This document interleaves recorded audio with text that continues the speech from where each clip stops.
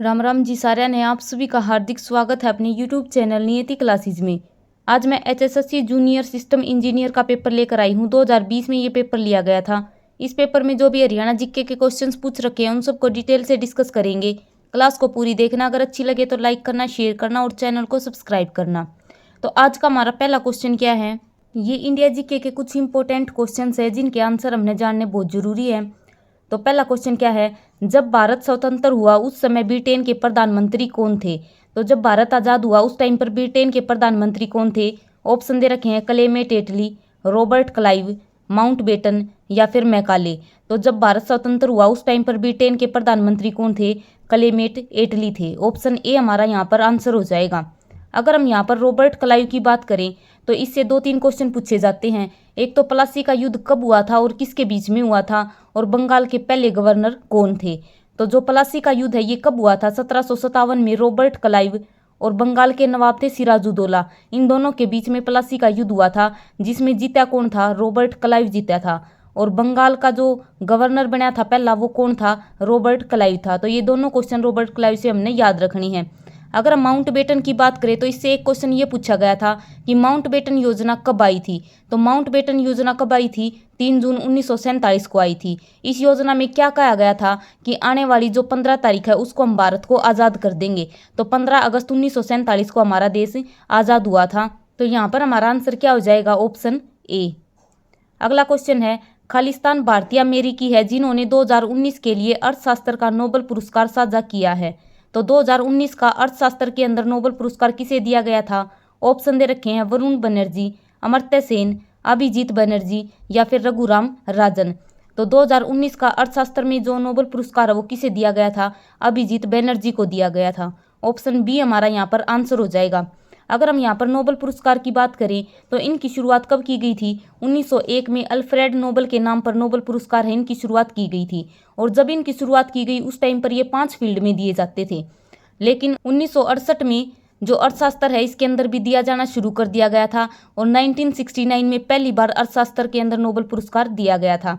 यहाँ से हमने क्या क्वेश्चन याद रखना है कि पहला भारतीय कौन था जिसको अर्थशास्त्र में नोबेल पुरस्कार मिला था। तो वो कौन थे, अमर्त्य सेन थे। 1998 में पहले भारतीय बने थे जिन्होंने नोबेल पुरस्कार जीता था इकोनॉमिक्स के अंदर। और पहला भारतीय कौन था जिसने कोई भी नोबेल पुरस्कार जीता है, तो रविंद्रनाथ टैगोर बने थे। 1913 में गीतांजलि पुस्तक के लिए इनको नोबेल पुरस्कार दिया गया था साहित्य के अंदर।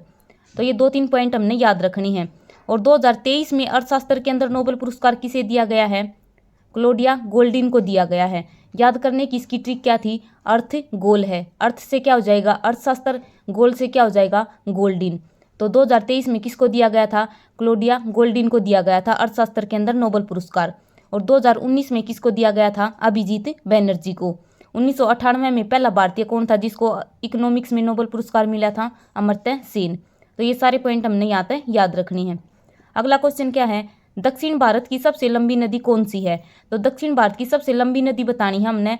ऑप्शन क्या दे रखे हैं, कावेरी, महानदी, गोदावरी या कृष्णा। तो दक्षिण भारत की सबसे लंबी नदी कौन सी है, गोदावरी नदी है। गोदावरी नदी से 2-3 पॉइंट याद रखने हैं। बूढ़ी गंगा किसे बोला जाता है, गोदावरी को बोला जाता है। गोदावरी नदी कहाँ से निकलती है, त्रिमकम पहाड़ी से निकलती है गोदावरी नदी, नासिक महाराष्ट्र से। 1465 मीटर इसकी लंबाई है। तो यहाँ पर हमारा आंसर क्या हो जाएगा, ऑप्शन बी। अगर हम यहाँ पर कृष्णा नदी की बात करें तो दक्षिण भारत की दूसरी सबसे लंबी नदी कौन सी है, कृष्णा नदी है। और कृष्णा नदी कहाँ से निकलती है, महाबलेश्वर महाराष्ट्र से ही निकलती है। अगर हमसे पूछा जाए कि भारत की सबसे लंबी नदी कौन सी है, तो भारत की सबसे लंबी नदी कौन सी हो जाएगी, गंगा हो जाएगी। लेकिन दक्षिण भारत की सबसे लंबी कौन सी हो जाएगी, गोदावरी हो जाएगी। तो ये दोनों में कन्फ्यूज नहीं होना है। अगर हम यहाँ पर कावेरी नदी की बात करें तो कावेरी नदी के ऊपर एक मैटूर बांध बना हुआ है। बहुत इंपॉर्टेंट क्वेश्चन है, एसएससी ने बहुत बार पूछ रखा है कि मैटूर बांध किस नदी पर बना हुआ है, कावेरी नदी पर बना हुआ है। कावेरी नदी है ये कहाँ से निकलती है, ब्रह्मगिरी रेंज से निकलती है। महानदी के ऊपर भारत का सबसे लंबा बांध बना रखा है, उसका नाम क्या है, हीराकुंड बांध। पेपर में बहुत बार पूछा गया है कि सबसे लंबा बांध कौन सा है, हीराकुंड बांध महानदी पर बना हुआ है। सबसे बड़ा बांध कौन सा है भारत का, भाखड़ा नागल बांध सतलुज नदी पर बना रखा है। और सबसे ऊंचा बांध कौन सा है, टिहरी बांध है, भागीरथी नदी पर बना रखा है। तो ये 2-4 पॉइंट हमने यहाँ से याद रखनी है। तो क्वेश्चन नंबर जो ये 13 है इसका आंसर क्या हो जाएगा? ऑप्शन बी, गोदावरी नदी दक्षिण भारत की सबसे लंबी नदी है। अगला क्वेश्चन है, भारतीय संसद ने हाल ही में एसपीजी संशोधन विधेयक पारित किया था। एसपीजी का संक्षिप्त रूप बताना है। तो जो एसपीजी है इसकी फुल फॉर्म क्या है? ये उस टाइम का करंट का क्वेश्चन था इसलिए पूछ रखा है। तो एसपीजी है इसकी फुल फॉर्म क्या है? Special protection group. Next question है, अंतर्राष्ट्रीय मानवाधिकार दिवस खालिस्तान को मनाया जाता है। तो अंतर्राष्ट्रीय मानवाधिकार दिवस कब मनाया जाता है? ऑप्शन दे रखे हैं 10 दिसंबर, 8 अक्टूबर, 5 दिसंबर, 1 जुलाई। तो अंतर्राष्ट्रीय मानवाधिकार दिवस कब मनाया जाता है? 10 दिसंबर को मनाया जाता है। ऑप्शन ए हमारा यहाँ पर आंसर हो जाएगा। अगर हम ऑप्शंस की बात करें तो 8 अक्टूबर को कौन सा दिवस मनाया जाता है? एयरफोर्स डे मनाया जाता है। 1 जुलाई को डॉक्टर्स डे मनाया जाता है। 5 दिसंबर को विश्व मृदा दिवस मनाया जाता है। तो ये डेज हैं, ये भी जरूर याद रखने हैं। अगला क्वेश्चन है, कौरव और पांडवों के बीच में महान युद्ध हरियाणा में कहाँ हुआ था?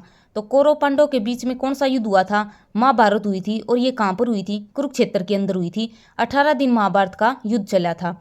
तो कौरव पांडवों के बीच महान युद्ध कहाँ पर हुआ था? कुरुक्षेत्र के अंदर हुआ था। ऑप्शन डी हमारा यहाँ पर आंसर हो जाएगा। और इस महान युद्ध है इसका नाम क्या है? महाभारत। जो महाभारत है इसका पुराना नाम क्या है? जय संहिता। और महाभारत की रचना किसने की थी? महर्षि वेदव्यास ने महाभारत की रचना की थी। ये 2-3 पॉइंट हमने यहाँ से याद रखने हैं। तो इसका आंसर क्या है? कुरुक्षेत्र। यहाँ पर कुरुक्षेत्र की बात करें तो धर्मनगरी किसे बोला जाता है? कुरुक्षेत्र को बोला जाता है। सिटी ऑफ पार्क्स किसे बोला जाता है? कुरुक्षेत्र को बोला जाता है। मगरमच्छ प्रजनन केंद्र कहाँ पर है? कुरुक्षेत्र के अंदर है। काला तीतर प्रजनन केंद्र कहाँ पर है? पीपली कुरुक्षेत्र के अंदर है। और पीपली के अंदर ही एक चिड़ियाघर भी है। हरियाणा में 3 चिड़ियाघर हैं, एक तो पीपली के अंदर है, रोहतक और भिवानी, 3 जगह है चिड़ियाघर। तो यहाँ पर हमारा आंसर क्या है? Option D. अगला क्वेश्चन है, तराइन की पहली लड़ाई में किसकी हार हुई थी? तो तराइन का जो युद्ध हुआ था 1191 में किन के बीच में हुआ था? पृथ्वीराज चौहान और मोहम्मद गोरी के बीच में हुआ था। तो इसमें यह पूछ रखा है कि तराइन के पहले युद्ध में किसकी हार हुई थी? ऑप्शन दे रखे हैं पृथ्वीराज चौहान, फिरोज शाह तुगलक, महमूद आदिल शाह, मोहम्मद गोरी। तो तराइन का जो पहला युद्ध है ये कब लड़ा गया था? 1191 में लड़ा गया था। पृथ्वीराज चौहान और मोहम्मद गोरी के बीच में ये लड़ा गया था। और इसमें किसकी हार हुई थी? मोहम्मद गोरी की हार हुई थी। जीत किसकी हुई थी? पृथ्वीराज चौहान की हुई थी। तो यहाँ पर हमारा आंसर क्या हो जाएगा? मोहम्मद गोरी। तराइन का जो दूसरा युद्ध है उसमें किसकी जीत हुई थी? उसमें मोहम्मद गोरी की जीत हुई थी। और पृथ्वीराज चौहान है ये इसके अंदर हार गए थे। तराइन के दोनों युद्ध याद रखने हैं। 1191 में तराइन की पहली लड़ाई, 1192 में तराइन की दूसरी लड़ाई। अगर हम यहाँ पर पृथ्वीराज चौहान की बात करें तो इनसे 2-3 क्वेश्चन ये पूछे जाते हैं कि पृथ्वीराज चौहान के दरबारी कवि हैं उनका नाम क्या था? चंद्रबरदाई उनका नाम था। और उन्होंने इनकी जीवनी क्या लिखी थी? पृथ्वीराज रासो। बहुत बार पेपर में पूछी गई है। पृथ्वीराज रासो किसने लिखी है? तो चंद्रबरदाई इनके दरबारी कवि थे, इन्होंने लिखी थी। पृथ्वीराज चौहान की कचहरी कहाँ पर है? कमेंट करके जरूर बताना। अगर हम यहाँ पर फिरोज शाह तुगलक की बात करें तो 1351 में जो फतेहाबाद है वो किसने बसाया था? फिरोज शाह तुगलक ने अपने बेटे फतेह के नाम पर फतेहाबाद की स्थापना की थी। 1354 में इसारे फिरोजा यानी कि इसार की स्थापना किसने की थी? 1354 में फिरोज शाह तुगलक ने की थी। तो ये पॉइंट हमने यहाँ से याद रखनी है। अगला क्वेश्चन क्या है? चुनाव आयोग ने दिसंबर 2019 में किस पार्टी को हरियाणा राज्य की पार्टी के रूप में मान्यता प्रदान की है? तो दिसंबर 2019 में कौन सी पार्टी बनाई गई थी? ऑप्शन दे रखे हैं जन लोक दल, आम आदमी पार्टी, जन कल्याण पार्टी, जन नायक जनता पार्टी। तो 2019 में किस पार्टी को दर्जा मिला था? जन नायक जनता पार्टी। जेजेपी जो है उसको 2019 में दिसंबर 2019 में पार्टी के रूप में मान्यता प्रदान की गई थी। तो ऑप्शन सी हमारा यहाँ पर आंसर हो जाएगा। क्लास को पूरी देखना और ज़्यादा से ज़्यादा शेयर करना, क्योंकि 9 से 5 मेरी ड्यूटी लगी हुई है। फिर भी आज मैंने हिम्मत करके थोड़ा सा टाइम निकाला है क्लास बनाने का। तो ज़्यादा से ज़्यादा लाइक करना, शेयर करना और जो भी नया है वो चैनल को सब्सक्राइब जरूर करना। क्वेश्चन है, प्लास्टिक प्रदूषण से निपटने तथा लोगों को सिंगल यूज प्लास्टिक थैले उपयोग न करने को प्रेरित करने के लिए 87,297 प्लास्टिक के थैलों की मदद से कछुए की मूर्ति खालिस्तान में बनाई गई है। तो कहाँ पर कछुए की मूर्ति बनाई गई है प्लास्टिक के थैलों को यूज करके? और कितने यूज किए हैं? 87,297 प्लास्टिक के थैले यूज करके कछुए की मूर्ति बनाई है। कहाँ पर बनाई है? ऑप्शन दे रखे हैं सनहित सरोवर, ज्योतिसर, ब्रह्म सरोवर या फिर ट्विन टैंक। तो कहाँ पर बनाई गई है कछुए की मूर्ति? ब्रह्म सरोवर के अंदर बनाई गई है। ऑप्शन बी हमारा यहाँ पर आंसर हो जाएगा। जो ब्रह्म सरोवर है ये कहाँ पर स्थित है? ये कुरुक्षेत्र के अंदर स्थित है। और ये चारों तरफ से पक्का चबूतरा बना हुआ है ब्रह्म सरोवर। यहाँ से एक क्वेश्चन ये पूछा जाता है, जो अलबरूनी है उसकी पुस्तक है किताब उल हिंद, उसके अंदर किसका जिक्र मिलता है? उसके अंदर ब्रह्म सरोवर का जिक्र मिलता है। तो यहाँ पर हमारा आंसर क्या है? Option B. अगर हम यहाँ पर ज्योतिषर की बात करें तो यहाँ पर भगवान कृष्ण ने अर्जुन को गीता का उपदेश दिया था। ज्योतिषर ये कहाँ पर है? ये कुरुक्षेत्र के अंदर स्थित है। सन्निहित सरोवर है, ये भी कहाँ पर स्थित है? कुरुक्षेत्र के अंदर स्थित है। तो यहाँ पर हमारा आंसर क्या हो जाएगा? ब्रह्म सरोवर। अगला क्वेश्चन है, दीपचंद बैमन हरियाणा के खालिस्तान कलाकार थे। तो दीपचंद बैमन है ये हरियाणा के किस चीज़ के कलाकार थे? सांग के। ऑप्शन सी हमारा यहाँ पर आंसर हो जाएगा।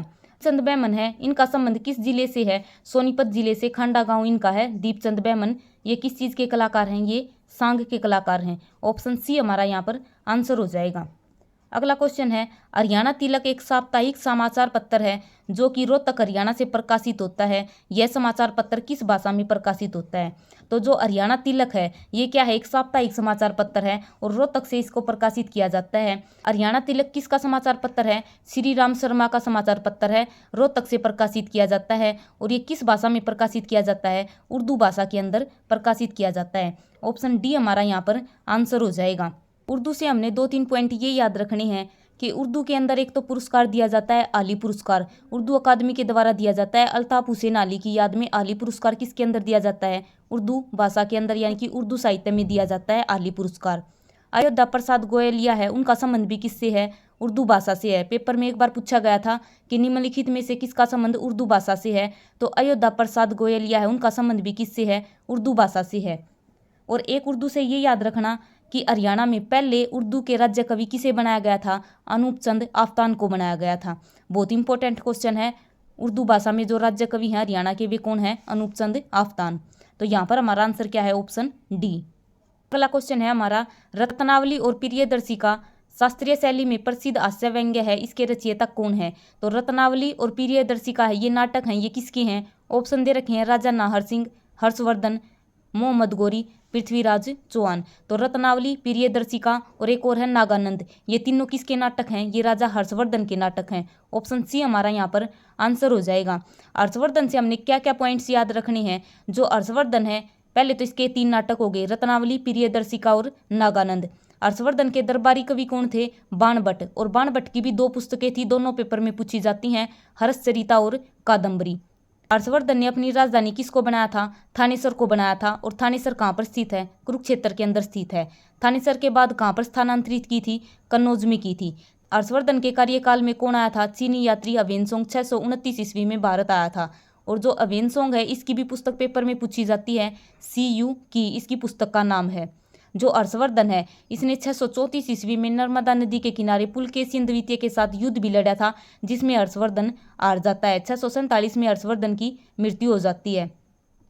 तो ये सारे पॉइंट हमने हर्षवर्धन से याद रखनी है। अगर हम यहाँ पर राजा नाहर सिंह की बात करें तो राजा नाहर सिंह की हवेली है वो कहाँ पर स्थित है? बल्लभगढ़ फरीदाबाद के अंदर स्थित है। और राजा नाहर सिंह की हवेली में कौन सा महोत्सव मनाया जाता था? कार्तिक सांस्कृतिक महोत्सव मनाया जाता था। राजा नाहर सिंह वन्य जीव अभ्यारण्य कहाँ पर स्थित है? रेवाड़ी के अंदर स्थित है। लेकिन जो स्टेडियम है राजा नाहर सिंह का वो कहाँ पर स्थित है? वो फरीदाबाद के अंदर स्थित है। और 9 जनवरी को राजा नाहर सिंह को दिल्ली के चांदनी चौक में फांसी भी दी गई थी। और 9 जनवरी को कौन सा दिवस मनाया जाता है? प्रवासी भारतीय दिवस मनाया जाता है। तो ये सारे पॉइंट हमने यहाँ तक याद रखनी है।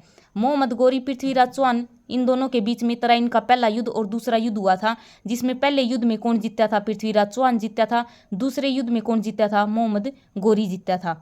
तो यहाँ पर हमारा आंसर क्या हो जाएगा? हर्षवर्धन। अगला क्वेश्चन है, पृथ्वीराज रासो खालिस्तान के द्वारा लिखी गई है।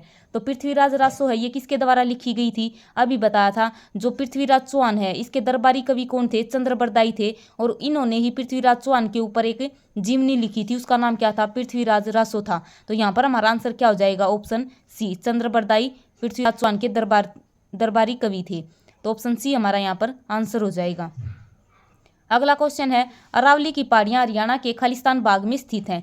तो अरावली की पहाड़ियाँ हरियाणा के किस भाग में स्थित हैं? ऑप्शन दे रखे हैं, उत्तरी, दक्षिण, पूर्वी या फिर पश्चिम। तो अरावली की पहाड़ियाँ कहाँ पर स्थित हैं? दक्षिण में स्थित हैं। ऑप्शन बी हमारा यहाँ पर आंसर हो जाएगा।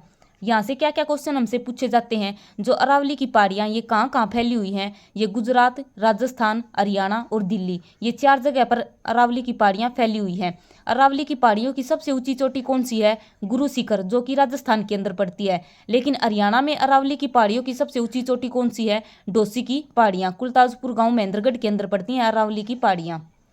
तो यहाँ पर हमारा आंसर क्या हो जाएगा, ऑप्शन बी। और अरावली की पहाड़ियों का कितना भाग है हरियाणा के अंदर, 3.09% है। और एक शिवालिक की पहाड़ियाँ भी पूछी जाती हैं। जो शिवालिक की पहाड़ियाँ हैं ये कहाँ पर स्थित हैं, ये उत्तर पूर्व में स्थित हैं, हरियाणा के उत्तर पूर्व में शिवालिक की पहाड़ियाँ स्थित हैं। और शिवालिक की पहाड़ियों का हरियाणा में कितना प्रतिशत है, कमेंट करके जरूर बताना है। अगला क्वेश्चन है हमारा, निम्नलिखित में से कौन एक वन्यजीव अभ्यारण्य बी है। ऑप्शन दे रखे हैं बिंडावास झील, अथिनीकुंड झील, ब्रह्म सरोवर, करनाल सरोवर झील। तो क्या है, एक वन्यजीव अभ्यारण्य भी है और झील भी है, तो वो कौन सी है, बिंडावास झील। ऑप्शन ए हमारा यहाँ पर आंसर हो जाएगा। बिंडावास वन्यजीव अभ्यारण्य भी है और बिंडावास झील भी है। हरियाणा की सबसे सुंदर झील कौन सी है, बिंडावास झील है। कहाँ पर स्थित है, झज्जर के अंदर स्थित है। और एक क्वेश्चन यहाँ से ये पूछा जाता है कि हरियाणा की सबसे बड़ी आर्द्र भूमि कौन सी है, बिंडावास है। तो बहुत इंपॉर्टेंट क्वेश्चन है, याद रखना। हरियाणा की सबसे बड़ी आर्द्र भूमि है बिंडावास, झज्जर के अंदर स्थित है। खप्परवास वन्यजीव अभ्यारण्य भी कहाँ पर है, झज्जर के अंदर स्थित है। हरियाणा की प्राकृतिक और सबसे बड़ी झील कौन सी है, दमदमा झील, गुरुग्राम के अंदर स्थित है। अथिनीकुंड झील कहाँ पर स्थित है, यमुनानगर के अंदर स्थित है। जो अथिनीकुंड बैराज है ये भी कहाँ पर है, यमुनानगर के अंदर स्थित है। और हरियाणा का एकमात्र कंक्रीट से बना हुआ बैराज कौन सा है, अथिनीकुंड बैराज है। मछियारों का स्वर्ग किसे बोला जाता है, अथिनीकुंड बैराज को बोला जाता है। और अथिनीकुंड बैराज से 2 नदियां निकाली गई हैं, यमुना नदी की 2 ब्रांच निकाल रखी हैं, पश्चिमी यमुना नहर, पूर्वी यमुना नहर। जो पश्चिमी यमुना नहर है हरियाणा की सबसे प्राचीन नहर है और इसके द्वारा हरियाणा के अंदर सिंचाई की जाती है। पूर्वी यमुना नहर है ये उत्तर प्रदेश के अंदर जाती है। हरियाणा और उत्तर प्रदेश के बीच में सीमा कौन बनाती है, यमुना नदी बनाती है। ब्रह्म सरोवर भी बात की थी, ब्रह्म सरोवर कहाँ पर है, कुरुक्षेत्र के अंदर है। और अलबरूनी की किताब उल हिंद में किसका वर्णन मिलता है, ब्रह्म सरोवर का मिलता है। तो यहाँ पर हमारा आंसर क्या हो जाएगा, ऑप्शन ए, बिंडावास झील। अगला क्वेश्चन है, घग्गर नदी हरियाणा के किस जिले में प्रवेश करती है। तो घग्गर नदी हरियाणा के किस जिले से प्रवेश करती है। ऑप्शन दे रखे हैं पानीपत, रेवाड़ी, फरीदाबाद या फिर पिंजौर। तो घग्गर नदी कहाँ से प्रवेश करती है, पिंजौर पंचकुला से प्रवेश करती है। और ये क्वेश्चन बहुत बार पेपर में पूछा जा लिया, घग्गर नदी कहाँ से प्रवेश करती है, पिंजौर पंचकुला से प्रवेश करती है। इसी तरह एक और क्वेश्चन पूछा जाता है कि टांगरी नदी हरियाणा में कहाँ से प्रवेश करती है। तो टांगरी नदी हरियाणा में कहाँ से प्रवेश करती है, कालका पंचकुला से करती है। दोनों क्वेश्चन बार बार रिपीट होते हैं, घग्गर नदी कहाँ से प्रवेश करती है और टांगरी नदी कहाँ से प्रवेश करती है। तो याद रखना, घग्गर नदी से क्या क्या क्वेश्चन हमसे पेपर में पूछे जाते हैं। घग्गर नदी के ऊपर कौन कौन से बांध बने हुए हैं, कौशल्या बांध पंचकुला के अंदर बना हुआ है, ओटू बैराज सिरसा के अंदर बना हुआ है, दीवाने वाला, छमला बांध, ये सब कहाँ पर हैं, घग्गर नदी के ऊपर बने हुए हैं। घग्गर नदी के द्वारा जो बाढ़ के मैदान होते हैं उनको क्या बोला जाता है, नैली बोला जाता है। और जो नाडा साहिब गुरुद्वारा है पंचकुला के अंदर स्थित है, वो कौन सी नदी की तलहटी में स्थित है, घग्गर नदी की तलहटी में स्थित है। ये क्वेश्चन पूछा जा लिया। तो घग्गर नदी से 2-4 पॉइंट याद रखने हैं। कहाँ से प्रवेश करती है, पिंजौर से प्रवेश करती है। ऑप्शन डी हमारा यहाँ पर आंसर हो जाएगा। पिंजौर का पुराना नाम क्या है, पंचमपुरा या फिर विराटनगर। पिंजौर के अंदर ही आम मेला लगता है। यादवेंद्र गार्डन जिसको हम मुगल गार्डन बोलते हैं, ये भी कहाँ पर स्थित है, पिंजौर के अंदर स्थित है। और उत्तर भारत का नंदनवन किसे बोला जाता है, कमेंट करके जरूर बताना। अगला क्वेश्चन क्या है, हरियाणा में पंचायती राज की तीसरी श्रेणी निम्नलिखित में से कौन सी है। तो जो पंचायती राज है इसके 3 स्तर बताए गए थे, बलवंत राय मेहता समिति ने 3 स्तर बताए थे। सबसे निचला स्तर कौन सा था, ग्राम पंचायत का। दूसरा स्तर कौन सा था, पंचायत समिति का था। और तीसरा स्तर कौन सा था, जिला परिषद का था। तो जो पंचायती राज है इसके 3 स्तर कौन कौन से हो गए, ग्राम पंचायत, पंचायत समिति और जिला परिषद। इसमें हमसे क्या पूछा गया है, तीसरी श्रेणी पूछी गई है। तो तीसरी श्रेणी सबसे उच्च स्तर कौन सा है, जिला परिषद का है। ऑप्शन डी हमारा यहाँ पर आंसर हो जाएगा। अगर हम पंचायती राज की बात करें तो भारत में सबसे पहले पंचायती राज कहाँ पर लागू किया गया था, नागौर डिस्ट्रिक्ट राजस्थान के अंदर लागू किया गया था। पंचायती राज के लिए एक संविधान संशोधन हुआ था, 73वां संविधान संशोधन 1992 में हुआ था। और इसको लागू कब किया गया था, 1993 में लागू किया गया था। 24 अप्रैल 1993 को भारत में लागू किया गया था। इसीलिए राष्ट्रीय पंचायती राज दिवस कब मनाया जाता है, 24 अप्रैल को मनाया जाता है।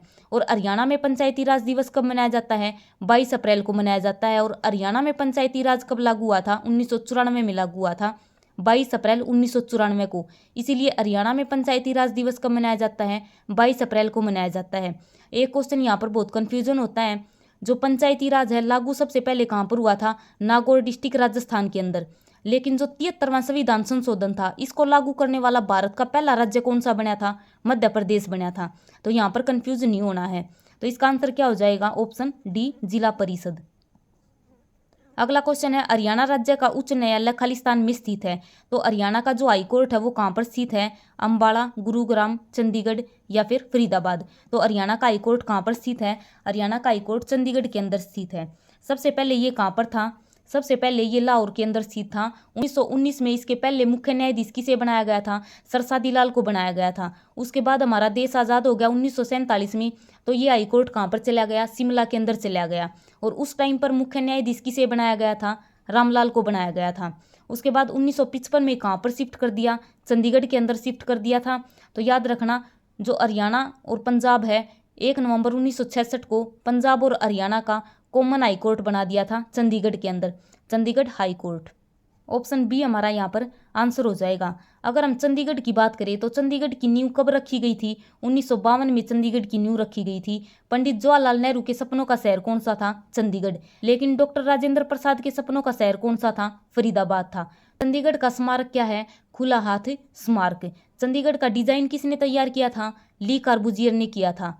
रॉक गार्डन कहाँ पर स्थित है? चंडीगढ़ के अंदर है। सुखना झील कहाँ पर है? चंडीगढ़ के अंदर स्थित है। और सुखना झील को आर्द्र भूमि कब घोषित किया था? 1988 में घोषित किया था। एशिया का सबसे बड़ा रोज गार्डन भी कहाँ पर है? चंडीगढ़ के अंदर स्थित है। तो ये सारे पॉइंट हमने चंडीगढ़ से याद रखने हैं। ऑप्शन बी हमारा यहाँ पर आंसर हो जाएगा। और जो चंडीगढ़ का एयरपोर्ट है उसका नाम भी अभी बदल कर क्या कर दिया गया है? शहीद भगत सिंह एयरपोर्ट कर दिया गया है, ये भी याद रखना। अगला क्वेश्चन है, 1 जनवरी 2020 को हरियाणा विधानसभा के स्पीकर कौन है? तो हरियाणा विधानसभा के स्पीकर कौन थे? ऑप्शन दे रखे हैं, श्री ज्ञानचंद गुप्ता, रघुवीर सिंह कादियान, वरुण चौधरी, रणबीर सिंह गंगवा। तो वर्तमान में हमारे जो विधानसभा के स्पीकर हैं वे कौन है? ज्ञानचंद गुप्ता। ऑप्शन ए हमारा यहाँ पर आंसर हो जाएगा। विधानसभा के पहले स्पीकर कौन थे? सन्नो देवी। और विधानसभा के पहले पुरुष स्पीकर कौन थे? राव वीरेंद्र सिंह। तो कंफ्यूज नहीं होना है, पहली महिला और पहले स्पीकर भी कौन है? सन्नो देवी है। तो यहाँ पर हमारा आंसर क्या हो जाएगा? Option A. अगला क्वेश्चन है, सूरजकुंड शिल्प मेला हर साल हरियाणा के किस जिले में आयोजित किया जाता है? तो सूरजकुंड शिल्प मेला, या फिर हम इसको बोल सकते हैं अंतर्राष्ट्रीय हस्तशिल्प मेला, तो ये कहाँ पर लगता है? फरीदाबाद के अंदर लगता है। फरवरी के महीने में इसका आयोजन किया जाता है। जो सूरजकुंड मेला है ये हर साल कहाँ पर लगता है? फरीदाबाद के अंदर लगता है। ऑप्शन सी हमारा यहाँ पर आंसर हो जाएगा। जो सूरजकुंड मेला है इसकी शुरुआत कब की गई थी? 1987 में की गई थी। और पहली बार 1989 में थीम राज्य किसको बनाया गया था? राजस्थान को बनाया गया था। लेकिन हमने अभी वर्तमान का याद रखना है। 2024 में कौन से नंबर का सूरजकुंड मेला लगा है? 37वें नंबर का सूरजकुंड मेला लगा है। और थीम राज्य कौन सा था? गुजरात। थीम देश कौन सा था? तंजानिया। ये तीनों क्वेश्चन बहुत इंपॉर्टेंट है, याद रखना। फरवरी के महीने में 2 फरवरी से लेकर 18 फरवरी तक 2024 में लगा है, 37वें नंबर का था। तो ऑप्शन सी हमारा यहाँ पर आंसर हो जाएगा। अगला क्वेश्चन है, मुगल पेंटिंग हरियाणा के खालिस्तान जिले में पाई जाती है। तो मुगल पेंटिंग कहाँ पर पाई जाती है? रोहतक, हिसार, पिंजौर या फिर सिरसा। तो मुगल पेंटिंग कहाँ पर पाई जाती है? रोहतक के अंदर पाई जाती है। ऑप्शन ए हमारा यहाँ पर आंसर हो जाएगा। अगला क्वेश्चन है, कलेसर नेशनल पार्क में खालिस्तान को समर्पित एक प्रसिद्ध मंदिर स्थित है। तो सबसे पहले याद रखना, जो कलेसर नेशनल पार्क है ये कहाँ पर स्थित है? ये यमुनानगर के अंदर स्थित है। और इसके अंदर एक मंदिर बनाया गया है, वो किसको समर्पित है? ऑप्शन दे रखे हैं, भगवान ब्रह्मा, भगवान बुद्ध, भगवान शिव या फिर भगवान महावीर। तो किसको समर्पित है? भगवान शिव को समर्पित है। ऑप्शन बी हमारा यहाँ पर आंसर हो जाएगा। तो ये थे जी आज के हमारे हरियाणा जीके के क्वेश्चंस। क्लास कैसी लगी कमेंट करके ज़रूर बताना, और ज़्यादा से ज़्यादा लाइक करना, शेयर करना, और जो भी नया है वो चैनल को सब्सक्राइब जरूर करें। आज मेरी क्लास बहुत दिनों के बाद आई है, क्योंकि 9 से 5 मेरी ड्यूटी लगी हुई थी और टाइम नहीं मिलता था डेली अप डाउन में। तो आज हिम्मत करके मैंने आज ये क्लास रिकॉर्ड की है।